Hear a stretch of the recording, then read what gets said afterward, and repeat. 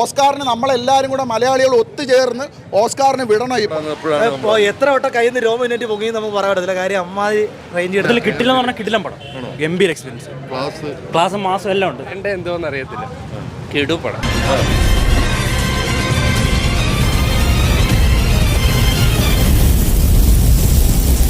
ഒരു രക്ഷയില്ലായിരുന്നു പടം.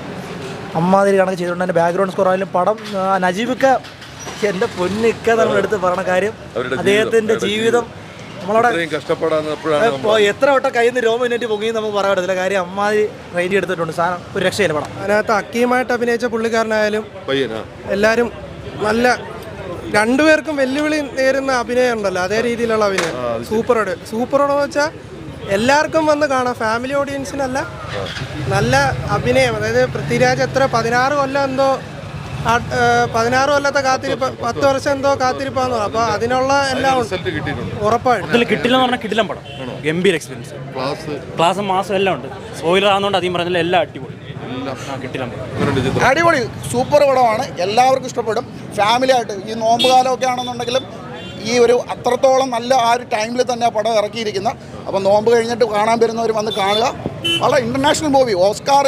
ഓസ്കാറിന് നമ്മളെല്ലാവരും കൂടെ മലയാളികൾ ഒത്തുചേർന്ന് ഓസ്കാറിന് വിടണം ഈ പടം. സെക്കൻഡ് ഹാഫിൽ എന്തോ പറയണ്ടേ എന്തോന്ന് അറിയത്തില്ല, കിടു പടം.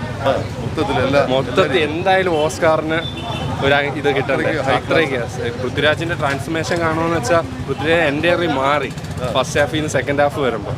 ഫസ്റ്റ് ഹാഫ് കുറച്ച് ലാഗുണ്ട്, സെക്കൻഡ് ഹാഫ് വേറെ ലെവൽ. പ്രതീക്ഷനായിട്ട് കൊള്ളാം. നല്ല പ്ലസ് നല്ലോണം എടുത്തിട്ടുണ്ട്. അതെ അഭിനയം, ഫോട്ടോഗ്രാഫി എല്ലാം വളരെ നന്നായി. പൃഥ്വിരാജിന്റെ പെർഫോമൻസ് വളരെ നന്നായി. പൃഥ്വിരാജിനെ കൂടാതെ എടുത്തു പറയത്തക്ക രീതിയിലുള്ള നടന്മാരുടെ പയ്യന്റെ പെർഫോമൻസ് നല്ലതായിരുന്നു. പിന്നെ ആഫ്രിക്കക്കാരൻ എല്ലാവരും അടിപൊളി പടം. പറഞ്ഞതിനും മേളിലത് കരഞ്ഞു. ഫസ്റ്റ് ഹാഫിലെ കരഞ്ഞു ഞാൻ.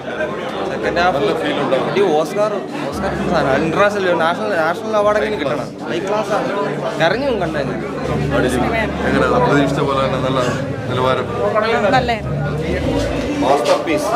നല്ല ഫീലായിരുന്നു. നല്ല സ്റ്റോറി നമ്മൾ വായിച്ചിട്ടുണ്ടായിരുന്നു. അതിനേക്കാൾ ഭയങ്കര ഫീലുണ്ട്. ഒറിജിനലായിട്ട് വളരെ റിയലിസ്റ്റിക് ആയിട്ട് റിയലിസ്റ്റിക് ആയിട്ട് സംവിധാനവും എല്ലാം